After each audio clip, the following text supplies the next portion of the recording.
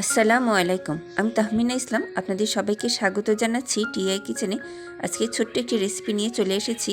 আজকে আমি বাদাম ভাজা করে দেখাবো। চলুন তাহলে শুরু করি। বাদাম ভাজার জন্য চুলায় একটি ছোট্ট প্যান বসিয়েছি। প্যানের মধ্যে এখন বাদামগুলি ঢেলে দিব। একটি চামচ দিয়ে বাদামগুলি প্যানের মধ্যে এভাবে ছড়িয়ে দিব। এবারে লো হিটে বাদামগুলি ভাজতে থাকবো। চুলার আঁচটা দেখিয়ে দিচ্ছি। এরকম লো হিটে বাদামটা ঢেকে ভাজতে থাকবো কিছুক্ষণ। ঢাকনা দিয়ে ঢেকে দিব। ফিরছি কিছুক্ষণ পর পর ঢাকনা উঠিয়ে বাদামটা নেড়ে চেড়ে দিব। খেয়াল রাখতে হবে বাদামটা যেন পুড়িয়ে না যায়।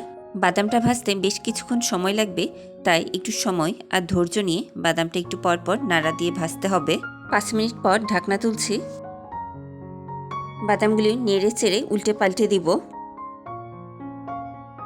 আবারও বাদামগুলি এভাবে ছড়িয়ে দিব। আবারও কিছুক্ষণের জন্য ঢাকনা দিয়ে ঢেকে দিব। এভাবে বেশ কিছুক্ষণ সময় ধরে কিছুক্ষণ পর পর ঢাকনা তুলে বাদামগুলো নেড়ে চেড়ে ভেজে নিব।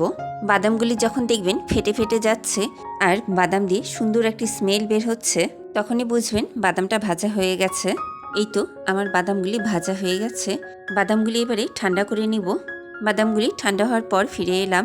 বাদামগুলির ছিলকা ছাড়ানোর জন্য একটি সুতি কাপড়ের ভিতরে বাদামগুলি ঢেলে দিয়ে কাপড়ের বাহিরে দিয়ে হাত দিয়ে কষলে নিলে বাদামের খোসাগুলি উঠে যাবে। আবার এভাবে হাত দিয়ে কষলে নিলেও বাদামের খোসাগুলি উঠে যাবে। এই তো কথা বলতে বলতে বাদামের খোসাগুলি ছাড়িয়ে নেওয়া হয়ে গেল। এই তো খোসা ছাড়ানো ফ্রেশ ভাজা বাদাম আর কিছুটা ছিলকা সহ বাদাম রেখে দিয়েছি, দেখতে ভালো লাগবে এজন্য। এবারে এই ভাজা বাদামের সাথে শুকনা কিশমিশগুলি মিলিয়ে দিব। বাদাম নিজেই একটা হেলদি ফুড, আর এর সাথে কিশমিশ মিলানোর পরে এর পুষ্টিগুণ আরও বেড়ে যাবে। এভাবে আপনারা খেয়ে দেখতে পারেন, খুবই ভালো লাগে। মিক্স করা এই কিশমিশ বাদামগুলি কোনো বক্সে বা বয়মের ভিতরে সংরক্ষণ করে রেখে অনেক দিন পর্যন্ত খেতে পারেন। ভিডিওটি কেমন লাগলো আমাকে কমেন্ট করে জানাবেন। ভিডিওটি ভালো লাগলে একটি লাইক দিবেন। আমার ইউটিউব চ্যানেলটি সাবস্ক্রাইব করবেন।